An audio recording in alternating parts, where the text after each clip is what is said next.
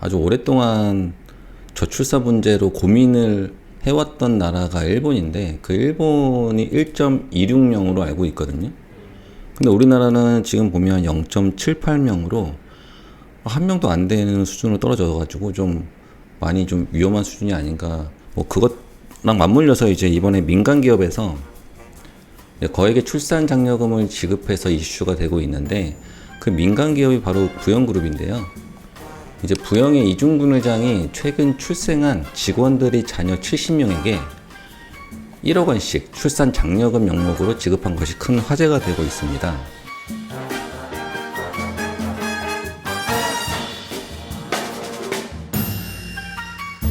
부영이라는 회사를 잘 모르시는 분도 좀 많은데, 사실 이 부영이라는 회사는 2023년 기준 재계 서열 약 한 22위 정도 하는 대기업이고요. 여러 가지 사업을 영위하고는 있지만 주로 아파트 건설을 하는 기업이라고 보셔도 무방합니다. 근데 아파트긴 한데 보통 수도권 이외의 지역에서 많이 건설을 해서 모르시는 분이 좀 많은 것 같고, 어쨌건 규모는 굉장히 크지만 상장을 하지 않은 비상장 회사라는 점에서도 굉장히 좀 특이하죠. 어쨌든 이런 부영그룹의 이중근 회장이 2024년 시무식에서 출산일을 소급해서 2021년 1월 1일 이후 3년 정도를 대상으로 소급을 해서 그 이후 출산한 직원들에게 준 것이 아니고 태어난 자녀에게 1인당 출산 장려금 1억 원씩을 지급했는데요. 굉장히 특이하죠. 직원들에게 지급한 건 아니고 직원들이 출산한 그 자녀에게 지급했다는 것이 굉장히 좀 특이하죠. 근데 이 출산 장려금을 이제 근로소득으로 보지 않고 증여로 보게 하기 위해서 이렇게 한 것으로 추정은 되는데, 실제로 부영은 출산 장려금을 지급할 때 근로소득으로 봐서 원천징수하지 않고 증여로 간주해서 원천징수 없이 1억 원을 그대로 자녀에게 지급한 것으로 알려져 있습니다. 일단 공개된 내용에 따르면 부영은 직원에게 돌아가는 혜택이 세금으로 인해 잠식되지 않도록 했다라고 했는데요. 이게 무슨 의미냐면, 이게 만약 부영에서 그 자녀에게 지급한 것이 아니라 직원들에게 직접 지급을 했더라면 근로 제공의 대가로 해석이 돼서 증여가 아닌 근로소득으로 처리해야 한다는 것인데, 근로소득으로 처리하게 되면 물론 연봉 수준마다 다르게 되긴 하지만 단순하게 계산해 보면 만약 한 5천만 원 연봉을 받는 직원이 출산 장려금 1억 원을 받게 된다면 1억 원으로 인해서 소득세가 약 3천만 원 정도의 세금을 부담하게 되는 거거든요. 이 또한 이 소득의 증가로 인해서 사대보험의 증가분도 무시할 수는 없고요. 그러니까 이 장려금으로 1억 원을 주고 싶은데 세금을 떼고 나니까 이제 7천만 원만 가더라, 이렇게 하는 거죠. 그렇기 때문에 이제 직접 고용 관계가 없는 자녀에게 1억 원을 지급하면서 이건 근로의 대가가 아니고 증여야라고 하는 그런 논리를 폈던 거죠. 증여의 경우 이제 증여세율을 보면 1억의 경우 10%인 1천만 원만 납부하면 되기 때문에 증여로 좀 처리해주고 싶다, 뭐 이렇게 했던 것 같아요. 그러면서 이제 이번에 부영에서 국가에 요구한 사항이 있어서 좀 그렇긴 한데, 증여를 이제 증여로 봐달라고 했잖아요. 이게 증여로 봐달라고 하면서 이 기부금으로 봐서 이 기부금 면세를 좀 해달라고 요구를 했어요. 이건 왜 그러냐면, 애초에 근로소득으로 보고 장려금을 지급했다면 부영의 입장에서도 장려금을 비용으로 처리해서 세제 혜택을 볼 수 있는데, 이렇게 자녀에게 증여로 처리해서 지급하게 되면 비지정 기부금이라고 해서 법인세법상 비용으로 인정받지 못해서 1억을 지급했지만 이 법인의 소득으로 그대로 잡혀 있어서 세부담 측면에서는 굉장히 불이익이 있는 거거든요. 그렇기 때문에 먼저 증여로 지급을 해놓고 국가에 요구를 한 거죠. 세법을 좀 개정해서 이러한 장려금 지급에 대해서 좀 기부금 면세로 해서 받는 사람 입장에서도 혜택을 좀 받고 기업 입장에서도 좀 세금 공제를 요청한 것입니다. 뭐 지 마음대로지 뭐. 뭐 이게 부영 입장에서도 자문을 받고 했을 것 같긴 한데 그 자문 업체를 바꿔야 되지 않을까?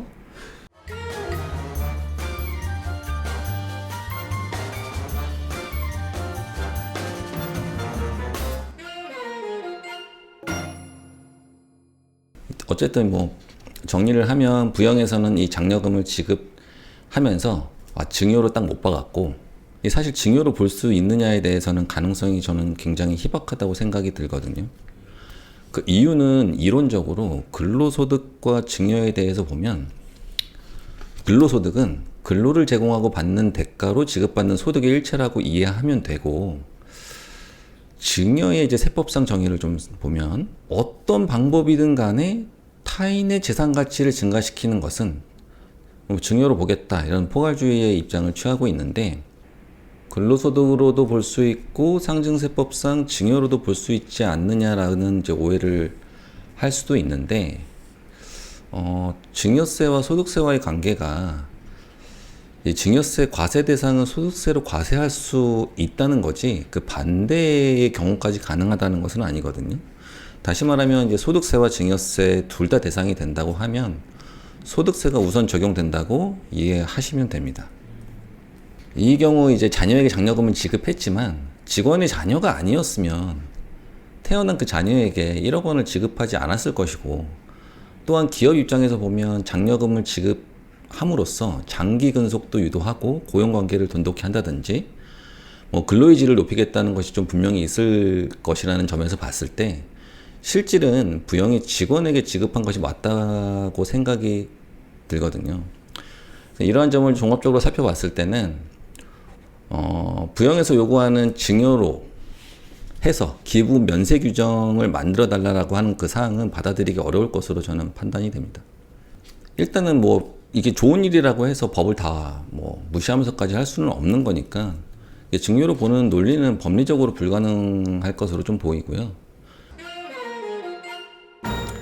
일단 저출산이라고 하는 것 자체가 하나의 사회 현상이잖아요. 우리 베이비붐 세대도 좀 있었고 뭐 세월이 이렇게 좀 지나면서 이제 저출산 현상이 나오게 된 건데 뭐 지금 예상을 해도 장기화가 예상이 되기는 하지만 또 희망을 품고자 한다면 이 저출산이 곧 해결되었으면 하는 바람은 있는 거잖아요. 이제 그런 경우 이제 한시법이라고 해서 사용되는 법이 조세제한 특례법이라고 있는데 저는 이 법을 좀 활용했으면 좋겠거든요.